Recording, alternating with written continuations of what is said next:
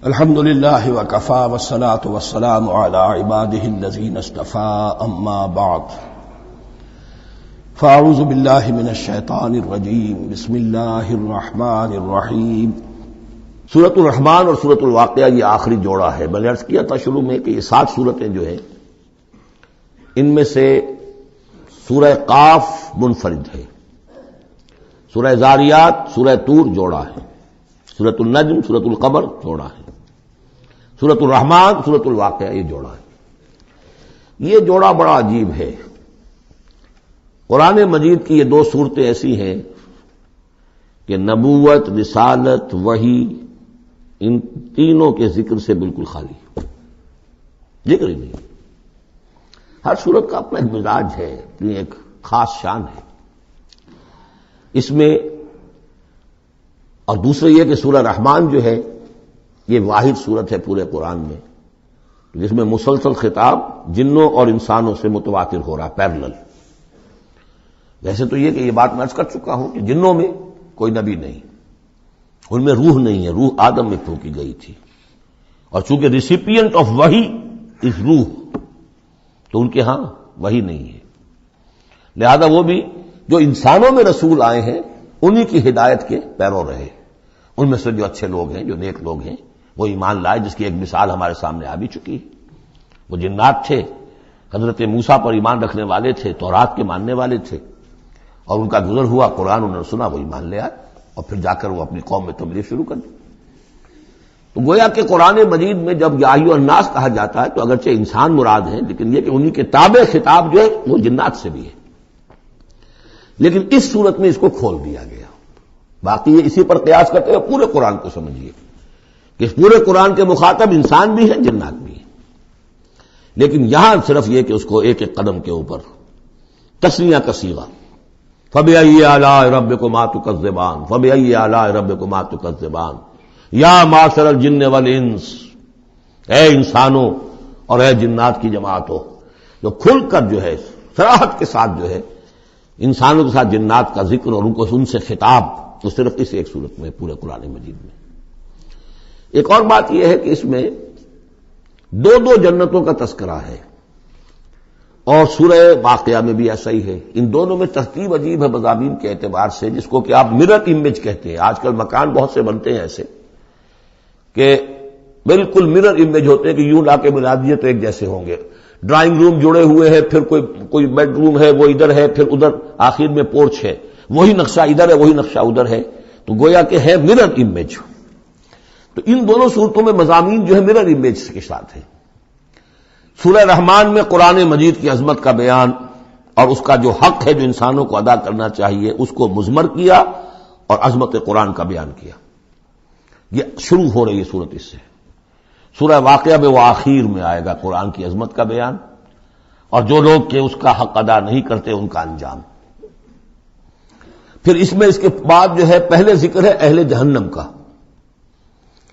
اور اس کے بعد ہے 2 طرح کی جنتوں کا، 2 درجے ہیں اہل جنت کے، لیکن وہاں کیا ہے؟ پہلے تذکرہ ہے دو کامیاب گروہوں کا، اور پھر آخر میں تذکرہ ہے جہنمیوں کا۔ اس اعتبار سے اس میں مضامین کی بڑی گہری مناسبت بھی ہے، اور ایک مرر امیج کی ترتیب سے یہ عکسی ترتیب ان کے مضامین میں ہے۔ سورۃ الرحمن، بسم اللہ الرحمن الرحیم۔ نوٹ کر لیجئے یہ ترجیحی جو آیت ہے اس میں 31 مرتبہ آئی ہے آیت۔ کل آیات 78 ہیں، جن میں سے 31 جو ہیں وہ تو در حقیقت فَبِأَيِّ آلَاءِ رَبِّكُمَا تُكَذِّبَانِ اس کی تکرار ہے۔ یہ اسلوب قرآن مجید میں یا تو سورہ شعراء میں آ چکا ہے، 8 بار وہ الفاظ آئے تھے، ان فی ذلک لآیہ وما کان اکثرهم مؤمنین وان ربک لہو العزیز الرحیم، 8 مرتبہ۔ یا یہ القمر میں ہم 4 دفعہ پڑھ چکے ہیں، فکیف کان عذابی ونذر ولقد یسرنا القرآن للذکر فہل من مدکر۔ اور یہاں سورۃ الرحمن میں 31 بار آئے گا فبأی آلاء ربکما تکذبان۔ بسم اللہ الرحمن الرحیم۔ الرحمن علم القرآن خلق الانسان علمہ البیان۔ رحمان، اور یہ اللہ کا وہ نام ہے جو رحمت کے مادے سے لیکن خاص شان اس کی یہ ہے کہ جس میں ایک طوفانی کیفیت ہے اللہ کی رحمت، ٹھاٹھے مارتے ہوئے سمندر کی طرح. غضبان ہم پڑھ چکے ہیں 2 دفعہ، نہایت غضبناک حضرت موسیٰ کے لیے لفظ آیا غضبان آصفہ. تو عرب کہے گا اگر بھوک سے مر رہا ہے انا جوعان، پیاس سے مر رہا ہے انا عطشان، تو رحمان کے وزن پر بہت مبالغہ ہوتا ہے، اور اس میں ایک شان ہوتی ہے جیسے کہ طوفانی شان، طوفان وہ بھی اسی میں ہے. الرحمن وہ ہستی کہ جس کی رحمت ٹھاٹھے مارتے سمندر کے مانند ہے. علم القرآن، اس نے قرآن سکھایا ہے. یعنی یہ کہ قرآن مجید کی عظمت کا تصور کرو، یہ اللہ کی رحمانیت کا مظہر عتم ہے، اس کی رحمت کی سب سے بڑی شان، اس کا مظہر عتم جو ہے وہ قرآن. دوسری بات یہ، اللہ کے ناموں میں چوٹی کا نام رحمان ہے، بہت پسندیدہ. رحمت کی تو ضرورت ہر شخص کو ہے. حضور نے فرمایا میں بھی مستغنی نہیں. آپ نے ایک موقع پہ فرمایا کہ کوشش جنت میں صرف اپنے اعمال کی بنیاد پر نہیں جائے گا جب تک کہ رحمت خداوندی دستگیری نہ کرے. اور حضرت عائشہ سے ہے یہ روایت. حضرت عائشہ نے پوچھ لیا، ظاہر بات ہے میاں بیوی کے درمیان ایک بے تکلفی بھی ہوتی ہے کہ کیا حضور آپ بھی؟ آپ نے فرمایا ہاں میں بھی. الا ان یتغمدنی ربی برحمتہ، میں بھی جنت میں نہیں جا سکوں گا مگر اس صورت میں کہ میرا رب مجھے اپنی رحمت سے ڈھانپ لے. تو رحمان چوٹی کا نام ہے اللہ کے ناموں میں سے. اور جو علم اللہ نے دیا ہے انسان کو، اس میں چوٹی کا علم قرآن ہے. ایک علم وہ ہے ریویلڈ نالج جس کی چوٹی یہ ہے، ایک علم ہے ایکوائرڈ نالج، رفتہ رفتہ انسان جا رہا ہے. لیکن سب سے اونچا علم، سب سے بڑا علم خلق الانسان، اسی نے انسان کو بنایا، اور اس کی کریشن کا کلائمیکس انسان ہے. تخلیق کی معراج انسان ہے. خلقتہ بیدیہ، ہم نے دونوں ہاتھوں سے بنایا ہے، جس میں عالم امر اور عالم خلق جمع ہو گئے. اس سے آگے علمہ البیان، جو صلاحیتیں انسان کو دی ہیں ان میں چوٹی کی صلاحیت جو ہے بیان ہے. انسان کو کہا گیا حیوان ناطق، نطق، قوت بیان. اور یہ بات ہمیں معلوم ہے کہ یہ جو انسان کا جو برین ہے، ظاہر بات ہے گوریلاز میں بھی ہے، چمپینزیز میں بھی ہے، اور بھی حیوانات کے اندر بھی ہے، گھوڑے کا بھی برین ہے. لیکن یہ برین جیسے جیسے رفتہ رفتہ لوئر اینیمل سے اوپر آپ آ کر دیکھتے ہیں، ہائیسٹ انسان کے اندر آ کر اس کا جو گرے میٹر ہے، وہ جو ہائیسٹ ایوالو فارم ہے، اس میں مختلف ایریاز ہیں. یہ ویژن کا ایریا ہے، آنکھ سے جو انفارمیشن جا رہی ہے وہ پھر ڈسائفر ہوتی ہے گرے میٹر کے اس پچھلے حصے کے اندر. ہیئرنگ ایریا ہے. لیکن سب سے بڑا رقبہ جو ہے وہ ہے اسپیچ سینٹر، اور اس کے 2 حصے ہیں، دوسرے کی بات سننا اور سمجھنا، پھر اپنی بات کہنا. یہ 2 ایسپیکٹس ہیں اس کے. تو اسپیچ سینٹر، اس میں دونوں چیزیں آ جائیں گی، کلام کا فہم اور پھر کلام کو دوسروں تک پہنچانا. تو علمہ البیان، اللہ نے صلاحیتیں تو اور بھی دی انسانوں کو بہت سی، آنکھ بھی دی، کان بھی دیا. لیکن یہ آنکھ اور کان تو حیوانات میں بھی ہے، بلکہ بعض حیوانات کی بصارت ہم سے کہیں زیادہ آگے ہے. بعض حیوانات وہ ہیں کہ جنہیں روشنی کی بھی ضرورت نہیں دیکھنے کے لیے، بغیر اندھیرے میں بھی دیکھتے، ہم تو اندھیرے میں نہیں دیکھ سکتے. اس طرح کان، گھوڑے کا کان جو ہے اس کے کان کھڑے ہو جاتے ہیں اینٹنا کی طرح سے. اگر کہیں سے آہٹ ہو، جب یہ اب گھوڑ سوار نے کچھ نہیں دیکھا، کھلا سنا ہے، لیکن ذرا سی آہٹ کہیں کی گھوڑے نے سن لی. اس حوالے سے باقی چیزیں جو ہیں ان میں تو یہ کہ علیحدہ علیحدہ گنا جائے گا تو صلاحیتیں باقی شاید انسان سے بہتر بھی دوسرے حیوانات میں ہیں. سونگنے کی صلاحیت کتے میں جتنی ہے، ہمارے پاس تو 1/100 بھی نہیں ہے. حیوانات میں سونگنے کا ایریا جو ہے وہ بہت بڑا ہوتا ہے برین کے اندر، وہ سونگ کر چیزوں کو اندازہ کرتے ہیں کھانے کی ہے کہ نہیں ہے. لیکن انسان کے ہاں آ کر ہائیسٹ لیول آف برین میں یہ اسپیچ سینٹر ہے. اب یہ جو 4 آیتوں سے 3 جملے بنے، الرحمن آیت 1 ہو گئی لیکن جملہ تو نہیں بنا. الرحمن مبتدا ہے، علم القرآن خبر ہے، جملہ اب بنا. تو جملے 3 ہوئے، الرحمن علم القرآن خلق الانسان علمہ البیان. اس کو جو ریشو پروپورشن کا قاعدہ ہوتا تھا نسبت و تناسب کا حساب میں، ارتھمیٹک میں 3 ویلیوز دی گئی ہیں، چوتھی تلاش کرو. چوتھی ویلیو اس میں کیا ہے جو مضمر ہے، چھپی ہوئی ہے. انسان کو جو بہترین صلاحیت اللہ نے دی ہے قوت بیان، اس کا مصرف بھی ہونا چاہیے بہترین. اس کا بہترین مصرف یہ ہے کہ قرآن سمجھو اور سمجھاؤ، قرآن پڑھو اور پڑھاؤ. جیسے کہاوت ہے کہ توپ اس لیے نہیں بنتی کہ اس سے مکھیاں ماری جائیں، اسی طرح اتنی بڑی صلاحیت جو تمہیں اللہ نے دی ہے، اسی صلاحیت کو وکلاء استعمال کرتے ہیں. جو اچھا آرگو کر سکے اس کی فیس بڑھتی چلی جاتی. ڈیماگوگ کوئی لیڈر ہے بڑی اچھی تقریر کر سکتا ہے، وہ مارنے پر جو ہے مجمع کو آبادہ کر دے گا، لوگوں کو آبادہ کر دے گا، وہ اپنی گردنیں کٹوا دیں گے، لیڈر بن جائے گا. تو یہ صلاحیت جو ہے اس لیے نہیں ہے کہ تو دنیا میں لیڈریاں اپنی بناؤ اس کے ذریعے سے. اس کا مصرف کیا ہے؟ قرآن سمجھو اور سمجھاؤ. یہ ہے بیان، اللہ کا بیان. اس بیان کو سمجھنا، پہلے تو اسپیچ سینٹر کا وہ حصہ جو ہے اس کو سمجھے، اور پھر اسپیچ سینٹر کا جو دوسرا جو حصہ ہے وہ اس کو بیان کرے. چنانچہ اس کو کھول کر بیان کر دیا محمد رسول اللہ صلی اللہ علیہ وسلم نے. حدیث ہے آپ کی جس کے راوی ہیں عثمان ابن عفان. دیکھیے نام کے اندر بھی وہ قافیہ مل رہا ہے. الرحمن علم القرآن خلق الانسان علمہ البیان عن عثمان ابن عفان. اب عفان کے بیٹے عثمان نے روایت کیا، حضور نے فرمایا خیرکم من تعلم القرآن وعلمہ. اور خیر یہاں پر سپرلیٹو کے سنس میں آ رہا ہے، تم میں بہترین لوگ وہ ہیں جو قرآن سیکھیں اور سکھائیں. اب سورہ قمر کے فوراً بعد یہ وَلَقَدْ يَسَّرْنَا الْقُرْآنَ لِلذِّكْرِ فَهَلْ مِن مُّدَّكِرٍ. الرحمن علم القرآن خلق الانسان علمہ البیان. الشمس والقمر بحسبان. یہ سورج اور چاند سب ایک حساب کے ساتھ ہیں، ان کی گردش حساب کے ساتھ ہے. اسی حساب سے دن بن رہے ہیں، راتیں بن رہی ہیں، ہفتے اور سال اور مہینے بن رہے ہیں. والنجم والشجر یسجدان.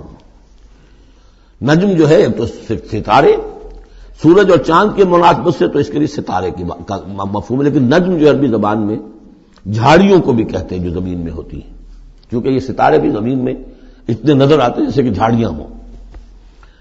والنجم والشجر یسجدان، شجر کے حوالے سے اگر ترجمہ کرتے ہیں تو وہ جھاڑیاں، یہ بھی سجدہ کرتے ہیں، اللہ کے سامنے سربسجود ہوتے ہیں. ان کے سائے جیسا کہ کئی دفعہ آ چکا ہے. والسماء رفعها ووضع الميزان. اور آسمان کو اس نے بلند کیا اور اس میں رکھے ترازو. یہاں اس سے مراد وہ ترازو نہیں ہے جو کہ تولتی ہے دنیا کے اندر، اس میں بیلنس ہے، کاسمک بیلنس.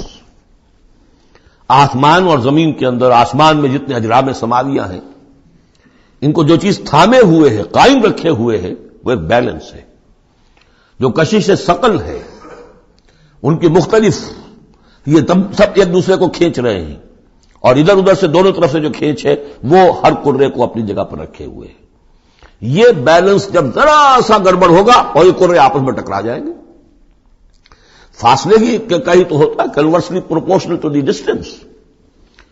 لہذا جو گریویٹیشنل فورس ہے، اگر ایک طرف سے ذرا فاصلہ کم ہو گیا، اس کا مطلب دوسری طرف بڑھ گیا، تلپٹ ہو جائے گا. تو یہ کاسمک بیلنس ہے. وَالسَّمَاءَ رَفَعَهَا وَوَضَعَ الْمِيزَانَ أَلَّا تَطْغَوْا فِي الْمِيزَانِ.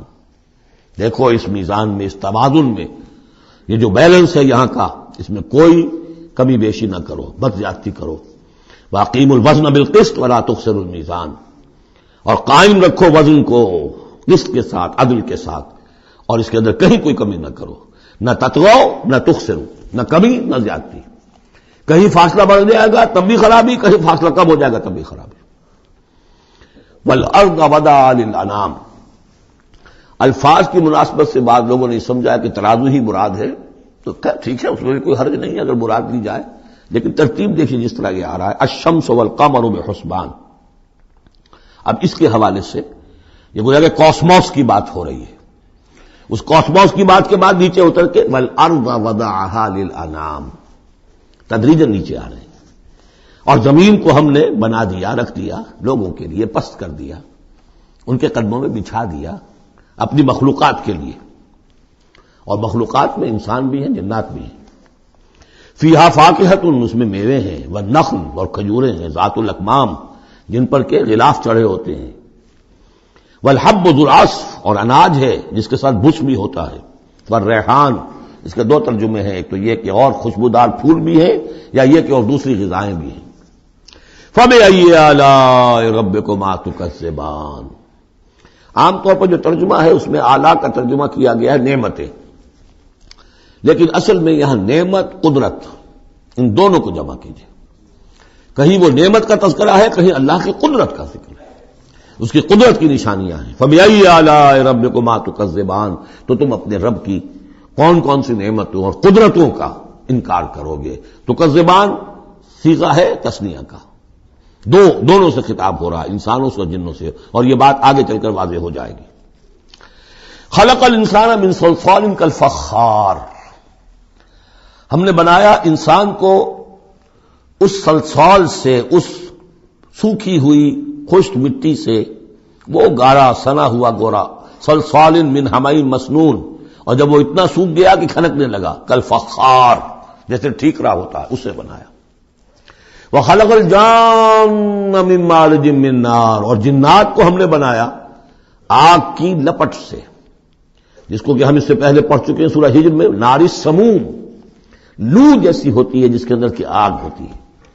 تو ایسے ہی وہ جو فلیم ہوتا ہے، شعلہ، اس کا ایک حصہ تو ہے جو نظر آتا ہے، اور ایک حصہ وہ جو نظر نہیں آتا، وہ جو اوپر کا حصہ ہے وہ ہے جب سب سے زیادہ ہیٹ ٹیمپریچر ہائیسٹ وہاں ہوتا ہے، وہ ہے مارج من نار۔ فَبِأَيِّ آلَاءِ رَبِّكُمَا تُكَذِّبَانِ، رب المشرقین و رب المغربین، وہ رب ہے مشرقوں کا بھی، دونوں مشرقوں کا اور دونوں مغربوں کا۔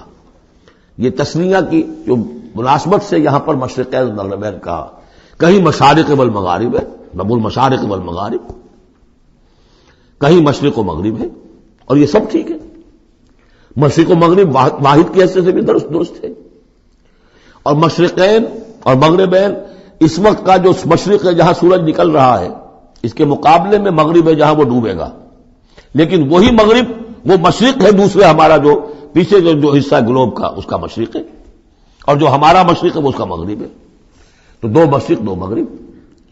پھر یہ کہ ہر نقطہ جو ہے زمین پر وہ مشرق بھی ہے مغرب بھی ہے، کسی نہ کسی وقت وہاں پر سورج جو ہے طلوع ہو رہا ہے، کبھی وہاں پر غروب ہو رہا ہے، تو مشارق والمغارب۔ لیکن یہاں پر تسنیہ کی مناسبت سے رب المشرقین و رب المغربین، دونوں مشرقوں کا رب مالک اور دونوں مغربوں کا۔ فَبِأَيِّ آلَاءِ رَبِّكُمَا تُكَذِّبَانِ، مرج البحرین یلتقیان،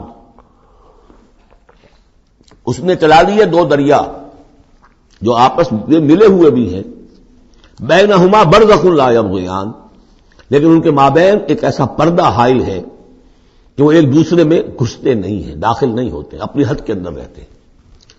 یہ ہے گرم روئیں چلتی ہیں ٹھنڈے پانی کے سمندر میں، یا جیسے کہ کابل پر نظر آتا ہے دو دریا چل رہے ہیں، دریائے سندھ کا پانی علیحدہ نظر آ رہا ہے اور دریائے کابل کا علیحدہ نظر آ رہا ہے، اور یہ اٹک پر نظر آتا ہے، اور کافی دور تک پھر یہ علیحدہ علیحدہ چلتے نظر آتے ہیں۔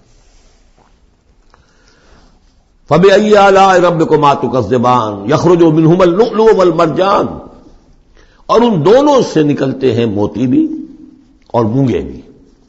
فَبِأَيِّ آلَاءِ رَبِّكُمَا تُكَذِّبَانِ وَلَهُ الْجَوَارِ الْمُنشَآتُ فِي الْبَحْرِ كَالْأَعْلَامِ، اور اس کے لیے ہی ہے، اللہ ہی کی ملکیت ہے وہ پہاڑ جیسے جہاز، جوار المنشآت جو اونچے کھڑے رہتے ہیں اور سمندر میں ایسے ہوتے ہیں جیسے پہاڑ۔ پچھلے زمانے میں بھی تو اگرچہ بادبانی ہوتے تھے، لیکن جب بادبان کھل جاتے تھے تو بڑی اونچی جو ہے بادبان ہوتے تھے ان کے، پہاڑ کی طرح، پہاڑیاں چھوٹی چھوٹی، اور آج جو کچھ چلتے ہیں بڑے بڑے جہاز، ان کو جو دیکھیں تو واقعی تو وہ پہاڑ ہوتے ہیں سمندر میں۔ فَبِأَيِّ آلَاءِ رَبِّكُمَا تُكَذِّبَانِ كُلُّ مَنْ عَلَيْهَا فَانٍ، اب یہ جو یہاں آئی ہیں اب تک آیات، اللہ کی صنائی، اللہ کی قدرت نوٹ کریں گے جب ہم سورہ واقعہ پڑھیں گے۔ پہلے آیا ذکر قرآن، اس کی عظمت، اور اس کا جو ایک مضمر ہے چیز کہ انسان کو اس قرآن کی عظمت اور فضیلت کو سمجھ کر، اگر اللہ نے وہ جو شعر علامہ اقبال کا، اگر یک قطرہ خون ڈاری، اگر مشتے پرے داری، بیا با من تو آ موزم طریق شاہ بازی را، اگر تمہارے جسم میں کوئی قطرہ خون ہے اور کوئی مٹھی بھر پر بھی تمہیں دے رکھے ہیں، اے چڑیا اے بیا، آؤ کہ میں تمہیں شاہ بازی کے طریقے سکھاؤں۔ اسی طریقے سے اگر تمہیں بولنے کی صلاحیت دی ہے اللہ نے تو اس کا مصرف کیا ہے؟ خیرکم من تعلم القرآن وعلمہ. سمجھنے کی صلاحیت دی ہے، قرآن سمجھو. بیان کرنے کی صلاحیت دی ہے، بیان کرو قرآن کو. پھر یہ کہ اللہ تعالیٰ کی تخلیقی قوت، اس کا تذکرہ ہوا. وہاں آپ دیکھیں گے یہ بالکل الٹی یہی ترتیب ہوگی. آخر میں قرآن مجید کی عظمت، اس سے پہلے اللہ کی تخلیقی عظمت، اللہ کے یہی جو آلہ ہے. اس کے بعد اب پہلے جہنم والوں کا تذکرہ یہاں ہو رہا ہے، وہاں بعد میں ہوگا. فرمایا کل من علیہا فان، جو بھی ہے اس زمین پر جو بھی مخلوقات ہیں سب فنا ہونے والی ہے. وَيَبْقَى وَجْهُ رَبِّكَ ذُو الْجَلَالِ وَالْإِكْرَامِ، باقی تو رہے گا صرف تیرے رب کا منہ، تیرے رب کا چہرہ، جو بہت بزرگی والا ہے اور بہت عظمت والا ہے. اب یہ کہ اللہ کا چہرہ ہم کیا اس کو نہیں سمجھ سکتے، آیات متشابہات میں سے ہوگا. جو اس کا مفہوم سمجھیں گے وہ یہ ہے اللہ کی ذات باقی، باقی سب چیز اللہ تعالی کے سوا سب فانی، پوٹینشلی سب فانی ہے. اپنے طور پر سب کسی کا وجود جو ہے اپنے بل پر قائم نہیں ہے. اللہ جب تک قائم رکھے تو در حقیقت وہ خود اپنے بل پر قائم نہیں ہے، وہ تو اللہ تعالیٰ نے ان کو قائم رکھا ہوا ہے. کل من علیہا فان، اللہ باقی من کل فان، اللہ ہی باقی ہے، باقی تمام فانی ہے. وَيَبْقَى وَجْهُ رَبِّكَ ذُو الْجَلَالِ وَالْإِكْرَامِ فَبِأَيِّ آلَاءِ رَبِّكُمَا تُكَذِّبَانِ يَسْأَلُهُ مَنْ فِي السَّمَاوَاتِ وَالْأَرْضِ، جو بھی ہے آسمان اور زمین میں وہ سب اس کے در کے سوالی ہیں، اسی سے مانگ رہے ہیں. وجود بھی ملا ہے اسی سے، حیات کسی کے پاس ہے دی ہوئی ہے اسی کی، کوئی صلاحیت ہے تو دی ہوئی ہے اسی کی، کوئی ذہانت ہے تو دی ہوئی ہے اسی کی، روز کا رزق جو آ رہا ہے اسی کا عطا کرنا. ہر ایک سائل ہے، جو سورہ محمد میں ہم نے پڑھا کہ تم سب فقراء ہو واللہ هو الغنی وانتم الفقراء، تم سب کے سب محتاج ہو، تمہارا وجود مستعار، تمہاری حیات مستعار، تمہیں علم جو دیا اس نے دیا جتنا دیا. ولا یحیطون بشیء من علمہ الا بما شاء، تو تمہاری کیفیت ہے. یسألہ من فی السماوات والارض، اسی سے مانگتا ہے جو بھی ہے آسمانوں میں اور زمین میں. کل یوم ہوا فی شان، وہ ہر دن ایک شغل میں ہے، اس کی ایک مصروفیت ہے. یا میرے نزدیک اشارہ ہے اسی بات کی طرف، یدبر الامر من السماء الى الارض ثم يعرج الیہ فی یوم کان مقدارہ الف سنۃ مما تعدون. تدبیر امر ہے، ایک دن کی تدبیر وہ کرتا ہے. کیا کچھ حالانکہ کہ وہ ایک دن اس کا 1000 سال کا ہے، اس میں کیا کیا ہونا ہے، کس طرح سے ہونا ہے. پھر وہ احکام کی تنفیذ ہوتی ہے، پھر اس کی رپورٹ ہے، اس کو واپس جاتی ہے. تو کل یوم ہوا فی شان، وہ کوئی ایک یوں سمجھیے کہ کوئی اسٹیٹک کوئی حقیقت نہیں ہے، خود اس کی مصروفیات. کل یوم ہوا فی شان، نئی شان کے ساتھ اس کا ظہور ہوتا ہے. کل یوم ہوا فی شان فبأی آلاء ربکما تکذبان سنفرغ لکم ایھا الثقلان. اب یہاں پر کھل کر بات کی کہ تکذبان کیوں کہا جا رہا ہے. ہم جلد ہی فارغ ہو جائیں گے تمہارے لیے، اے دو بھاری قافلوں، اے انسانوں کا قافلہ اور اے جنات کے قافلے. ابھی جو ہے اس کائنات کو ہم نے چلایا ہوا ہے، ابھی مہلتیں ہم نے دے رکھی ہیں، وقت مقرر کیا ہوا ہے، اجل مسمى ہے اس کائنات کی بھی اور ہر قوم کی بھی. لکل امت اجل، ہر امت کے لیے بھی ایک اجل ہے، ہر ایک فرد کی اجل ہے، وہ سب ہے. لیکن عنقریب ہم فارغ ہو جائیں گے تمہارے لیے، تمہیں اپنے پاس بلا دیں گے، تم سے حساب کتاب لیں گے، تم سے پوچھ گچھ ہوگی. فبأی آلاء ربکما تکذبان، تو اے جنات اور اے انسانوں کی جماعت ہو، تم اپنے رب کی کن کن نعمتوں کا اور کن کن صنائیوں کا، کن کن قدرتوں کا انکار کرو گے. یا معشر الجن والانس ان استطعتم ان تنفذوا من اقطار السماوات والارض فانفذوا لا تنفذون الا بسلطان فبأي آلاء ربكما تكذبان. کیونکہ اس سے پہلے آیت آ چکی ہے سنفرغ لکم ایھا الثقلان. دو بھاری قافلے جو ہیں اللہ تعالیٰ کی مخلوقات میں سے، ایک قافلہ انسانیت اور ایک قافلہ جو جنوں پر مشتمل ہے. اب یہاں اس آیت میں، آیت نمبر 33 میں براہ راست ان سے خطاب ہے، اے گروہ جن اور اے گروہ انس، یا معاشر الجن والانس ان استطعتم، اگر تمہارے اندر استطاعت ہے، طاقت رکھتے ہو، ان تنفذوا من اقطار السماوات والارض، کہ تم نکل بھاگو آسمانوں اور زمین کے دائروں سے، کناروں سے، تنفذوا تو نکل جاؤ، لا تنفذون الا بسلطان، نہیں نکل سکو گے مگر اللہ تعالی کی سند کے ساتھ۔ یہ آیت مبارکہ مشکلات القرآن میں سے ہے، پوری طرح ہم شاید ابھی نہ سمجھ پائیں جب تک کہ اور ہمارا علم جو ہے کائنات کے بارے میں، کاسموس کے بارے میں اور علم بڑھ نہیں جاتا، لیکن یہ کہ عام طور پر یہ سمجھا گیا ہے کہ یہ انسان اور جن جو ہیں ایک حد تک ان کی رسائی ہے اس کائنات کے اندر، اس سے آگے نہیں، جیسے کہ آ چکا ہے، میں پہلے بھی بیان کیا ہے کہ جنات کے لیے غالباً یہ ہمارا جو سولر سسٹم ہے یہ پورا جو ہے یہ ان کی جولان گاہ ہے، اس میں یہ جائیں جدھر جائیں چلے جائیں، اس سے آگے نہیں۔ انسانوں کا معاملہ یہ ہے کہ وہ اس کے اندر بھی جو بھی فاصلہ طے کرتے ہیں وہ ظاہر بات ہے کہ وہ اس کے لیے مشینیں ایجاد کر کے جہاں تک جا رہے ہیں، لیکن اس پورے سولر سسٹم تک بھی ان کی رسائی ممکن نہیں ہوگی۔ لیکن یہ کہ ایک گمان میرا ہے جو میں آپ کے سامنے پیش کر رہا ہوں کہ قرآن مجید جب آسمانوں اور زمین کی بات کرتا ہے تو وہ مراد ہوتی ہے کل کائنات، کل یونیورس، اور کل یونیورس کے کناروں سے نکل بھاگنا، اس کے کیا معنی ہے؟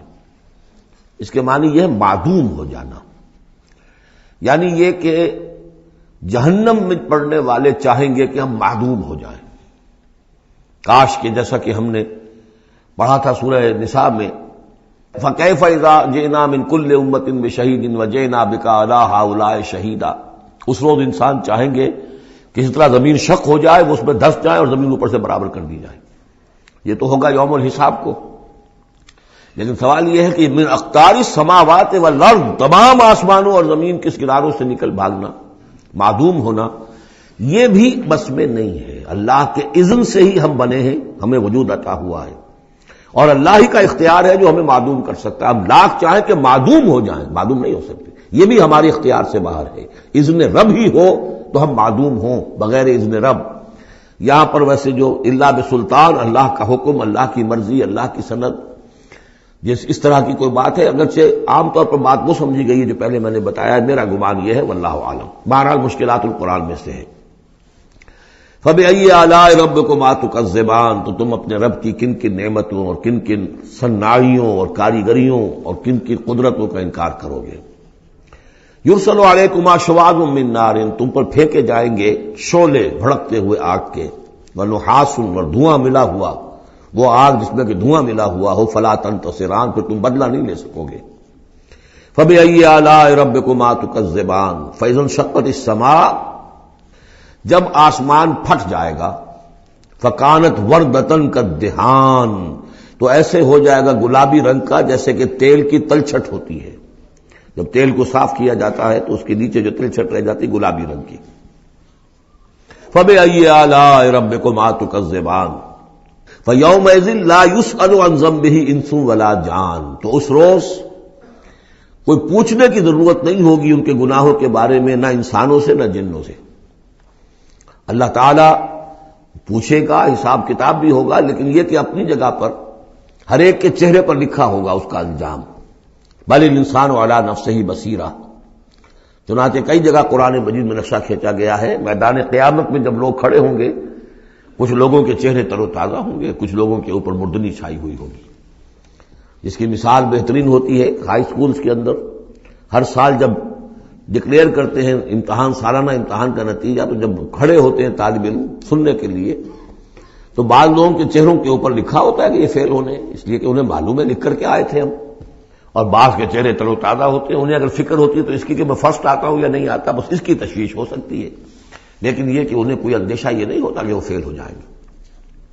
فَيَوْمَئِذٍ لَا يُسْأَلُ عَنْ ذَنبِهِ إِنسٌ وَلَا جَانٌ، اس دن پوچھا جانا ضروری نہیں ہوگا کسی سے بھی، نہ جن سے نہ انس سے، ان کے گناہ کے بارے میں۔ فَبِأَيِّ آلَاءِ رَبِّكُمَا تُكَذِّبَانِ يُعْرَفُ الْمُجْرِمُونَ بِسِیمَاهُمْ، پہچان لیے جائیں گے مجرم اپنے چہروں سے، چہرے ان کے اترے ہوئے ہوں گے، انہیں تو معلوم ہوگا۔ یعرف المجرمون بسیماہم فیؤخذ بالنواصی والاقدام، پھر ان کو پکڑا جائے گا ان کی پیشانی کے بالوں سے اور پاؤں سے، یعنی ہر ایک کو کوئی فرشتہ جو ہے وہ ادھر سے اس کی پیشانی کے بال پکڑے گا اور ادھر سے اس کی ٹانگیں پکڑ کر ٹاس کرے گا اسے۔ فَبِأَيِّ آلَاءِ رَبِّكُمَا تُكَذِّبَانِ هَٰذِهِ جَهَنَّمُ الَّتِي يُكَذِّبُ بِهَا الْمُجْرِمُونَ، جب پھینکا جائے گا اسے جہنم، یہ ہے وہ جہنم کہ جس کو جھٹلاتے رہے تھے وہ لوگ کہ جو جھٹلانے والے تھے۔ هَٰذِهِ جَهَنَّمُ الَّتِي يُكَذِّبُ بِهَا الْمُجْرِمُونَ، جسے مجرم گناہگار جھٹلاتے رہے۔ يَطُوفُونَ بَيْنَهَا وَبَيْنَ حَمِيمٍ آن، اب وہ چکر لگاتے رہیں گے، اس آگ سے نکلیں گے، پانی پینا چاہیں گے تو وہ پانی کھولتا ہوگا، حمیم آن، کھولتے پانی کے اور اس آگ کے درمیان۔ فَبِأَيِّ آلَاءِ رَبِّكُمَا تُكَذِّبَانِ، اب یہ تو اہل جہنم کا انجام ہے جو یہاں بیان ہو گیا۔ یہاں جنتیوں کے انجام سے پہلے ان کا بیان ہے، سورہ واقعہ میں پہلے جنتیوں کا بیان آئے گا اور پھر اہل جہنم کا بیان آئے گا، ترتیب عکسی۔ وَلِمَنْ خَافَ مَقَامَ رَبِّهِ جَنَّتَانِ، اور جو بھی اپنے رب کے حضور میں کھڑے ہونے سے ڈرتا رہا، لرزا و ترسا رہا، اس کے لیے دو جنتیں ہیں۔ یہ دو جنتیں کیوں کہی گئی؟ اس کے لیے جو توجیہ میری سمجھ میں آئی ہے اس میں مجھے خاصا اطمینان ہے، انشراح ہے کہ جنتیں جو جنوں کے لیے ہوں گی وہ علیحدہ جنت ہے، انسانوں کے لیے علیحدہ ہے۔ ظاہر بات ہے دونوں کے احساسات جدا ہیں، دونوں کے ذوق جدا ہیں، دونوں کے مذاق جدا ہیں، لہذا ایک جنت ہے کہ جو انسانوں کے لیے ہے اور ایک جنت ہے کہ جو جنات کے لیے ہے۔ ایک ہی طرح کی چیزیں ان دونوں کے لیے پلیزنٹ اور ان دونوں کے لیے جو ہو سکتی ہیں مسرت اور سرور آمیز، وہ ایک طرح کی نہیں ہو سکتی، ان کے تقاضے مختلف ہوں گے۔ تو لمن خاف، جو ڈرنے والے ہیں ان کے لیے جنتیں فراہم کر دی اللہ نے، وہی تسلیہ کا صیغہ ہے چونکہ یہاں جنوں اور انسانوں سے خطاب ہو رہا ہے مسلسل۔ یہ جو جنتان ہوں گی یہ ابتدائی جنتیں جن کا ذکر یہاں ہو رہا ہے، اس کے بعد دو اور جنتیں ہوں گی، تو جنتیوں کے دو درجے ہیں، ان میں جنات بھی ہوں گے انسان بھی ہوں گے، تو چار ہو گئے۔ کمتر درجے کے جنتی انسان اور جن دو، اور برتر درجے کے جنتی انسان اور جن دو، تو دو اور دو چار۔ تو یہاں پر اس سورہ مبارکہ میں چار جنتوں کا ذکر ہے۔ پہلے یہ کمتر درجے کے جنتیوں کا ذکر ہو رہا ہے۔ وَلِمَنْ خَافَ مَقَامَ رَبِّهِ جَنَّتَانِ فَبِأَيِّ آلَاءِ رَبِّكُمَا تُكَذِّبَانِ ذَوَاتَا أَفْنَانٍ، اس کی بہت سی شاخیں ہوں گی اس جنت کی۔ فَبِأَيِّ آلَاءِ رَبِّكُمَا تُكَذِّبَانِ فِيهِمَا عَيْنَانِ تَجْرِيَانِ، ان دونوں میں چشمے ہیں۔ اب عینان، ایک ایک جنت میں ایک ایک چشمہ ہے جو بہہ رہا ہے۔ فَبِأَيِّ آلَاءِ رَبِّكُمَا تُكَذِّبَانِ، اپنے رب کی کون کون سی نعمتوں کو جھٹلاؤ گے۔ فِيهِمَا مِن كُلِّ فَاكِهَةٍ زَوْجَانِ، اور ان دونوں میں ہر طرح کے جو میوے ہیں ان کی دو دو قسمیں ہیں، جوڑے ہیں۔ فَبِأَيِّ آلَاءِ رَبِّكُمَا تُكَذِّبَانِ مُتَّكِئِينَ عَلَىٰ فُرُشٍ بَطَائِنُهَا مِنْ اسْتَبْرَقٍ وَجَنَى الْجَنَّتَيْنِ دَانٍ، اور وہ وہاں تکیہ لگائے ہوں گے، سہارا لگائے ہوں گے ایسے فرشوں پر کہ جن کے استر بنے ہوئے ہوں گے گاڑھے ریشم کے، استر ہوں گے گاڑھے ریشم کے، تو جو ان کا اصل جو اوپر کا حصہ ہوگا وہ کس شے کا ہوگا، گویا کہ وہ تمہارے تصور سے باہر ہے۔ وَجَنَى الْجَنَّتَيْنِ دَانٍ، اور دونوں جو باغ ہیں دونوں جنتوں کے، ان کے جو پھل ہیں میوے وہ جھک رہے ہوں گے نیچے کو ہوں گے تاکہ آرام سے جنتی جو ہے جو چاہے حاصل کر لے۔ فَبِأَيِّ آلَاءِ رَبِّكُمَا تُكَذِّبَانِ فِيهِنَّ قَاصِرَاتُ الطَّرْفِ، ان جنتوں میں ہوں گی وہ عورتیں کہ جن کے نگاہیں نیچے جھکی ہوئی ہوں گی۔ عورت کے اندر شرم اور حیا جو ہے اس کا خاص زیور ہے، یہ خود اس کے حسن کا ایک حصہ ہے۔ تو نگاہوں کا نیچا ہونا یہ اصل میں حیا اور شرم کی علامت ہے، نیچے نگاہ والیاں۔ لم یطمثن انس قبلہم ولا جان، ان کو چھوا نہیں ہوگا اس سے پہلے نہ کسی انسان نے نہ جن نے، ان سے پہلے۔ یعنی ظاہر بات ہے کہ جو جنوں کی جنت ہے اس میں ان کی مناسبت سے ان کے لیے بیویاں ہوں گی، اور جو مردوں کی انسانوں کی جنت ہے ان کے لیے ان کی مناسبت سے ہوں گی، اور وہ جو ہوں گی جو جنت جو جنات کی ہے ان میں جو بھی ان کے لیے ہوں گی ان کی بیویاں انہیں بھی کسی جن نے پہلے چھوا نہیں ہوگا، اور اسی طرح انسانوں کے لیے جو جنت ہوگی اس میں جو ان کو بیویاں دی جائیں گی ان کو کسی انسان نے پہلے نہیں چھوا ہوگا۔ فَبِأَيِّ آلَاءِ رَبِّكُمَا تُكَذِّبَانِ كَأَنَّهُنَّ الْيَاقُوتُ وَالْمَرْجَانُ، وہ جو ہوں گی بیویاں دی جائیں گی ان جنتوں میں وہ ایسے ہوں گی جیسے لال اور مونگے. فبأي آلاء ربكما تكذبان هل جزاء الإحسان إلا الإحسان. کیا احسان کا، بھلائی کا، نیکی کا بدلہ احسان اور بھلائی کے سوا بھی کچھ ہو سکتا ہے؟ ان لوگوں نے اللہ کے لیے، اللہ کے دین کے لیے، اللہ کے احکام کی پابندی میں جو کچھ بھی انہوں نے محنتیں کی، کوششیں کی، اب ظاہر بات ہے کہ اللہ تعالیٰ کو اس کا بدلہ انہیں دینا ہے انہی صورتوں میں. وَمِن دُونِهِمَا جَنَّتَانِ، اور ان سے پرے دو جنتیں اور ہیں. اب اس میں مفسرین کے مختلف اقوال ہیں، پہلی جنتیں کن کی ہیں، دوسری جنتیں کن کی ہیں. اس لیے کہ اس کے لیے دو الفاظ جو آئیں گے سورہ واقعہ میں آئیں گے کہ ایک اصحاب الیمین ہے اور ایک مقربون ہے. ایک وہ ہے جو آگے اللہ کے بہت ہی مقرب بارگاہ ہو جاتے ہیں، اولئک المقربون، اور ایک وہ ہے کہ جو داہنے والے ہیں اور ایک ہے شمال والے. تو ایک تو ہے بنیادی، یہ گمراہ تھے، یہ جہنمی، یہ نیک تھے، اور یہ جو ہے جنتی ہیں. لیکن ایک ہے بہت آگے والے، فالسابقون السابقون اولئک المقربون، وہ لوگ جو آگے نکل جانے والے ہیں، وہ جو بلندتر نیکیوں والے ہیں، بلندتر مقامات والے ہیں. جیسے کہ سورہ توبہ میں ہم نے پڑھا تھا والسابقون الاولون من المہاجرین والانصار والذین اتبعوہم بإحسان، تو دو درجے ہو گئے تھے. تو اس طرح یہاں پر جو میرے نزدیک پہلی جنتوں کا تذکرہ جو ہے وہ در حقیقت ہے جو کم تر جنتی ہیں، اصحاب الیمین.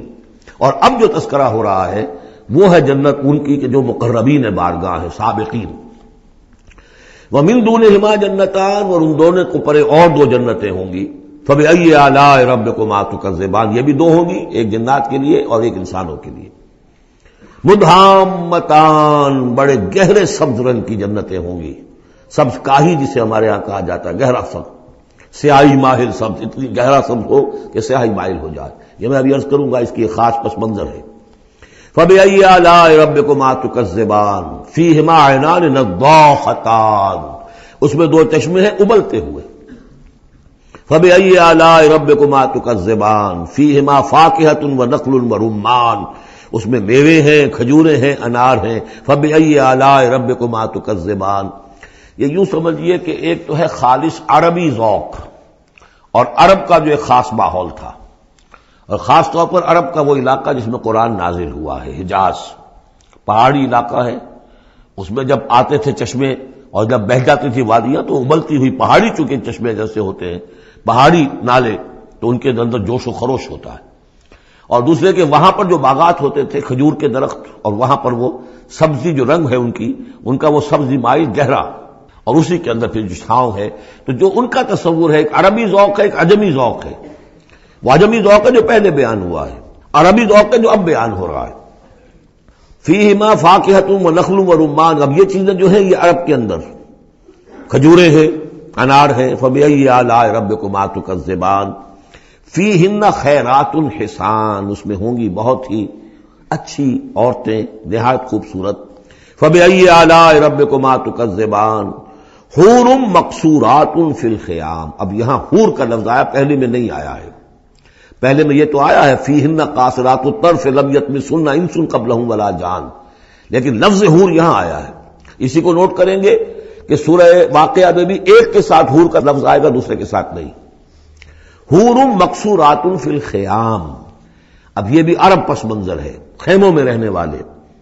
وہ حوریں کہ جو خیموں میں رکی رہنے والی ہوں گی. ظاہر بات ہے کہ وہاں پر تو عام طور پر شہر بہت کم تھے پورے عرب کے اندر، حجاز کے اندر بہت کم.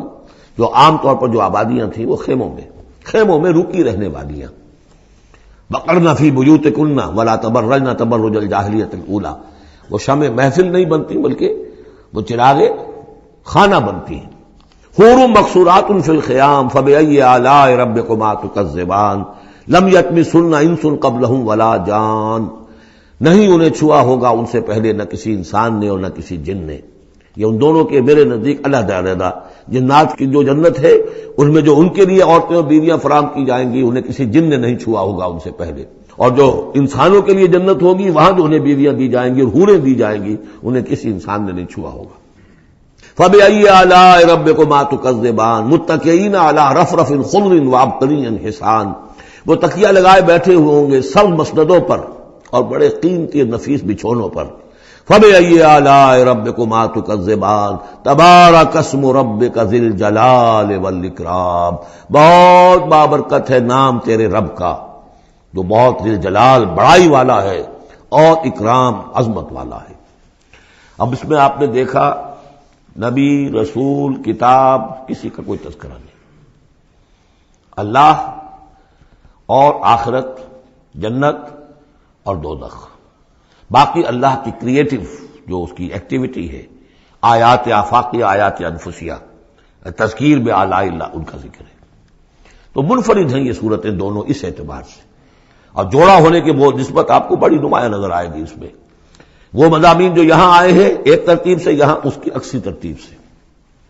بارک اللہ لی ولکم فی القرآن العظیم ونفعنی وإیاکم بالآیات والذکر الحکیم۔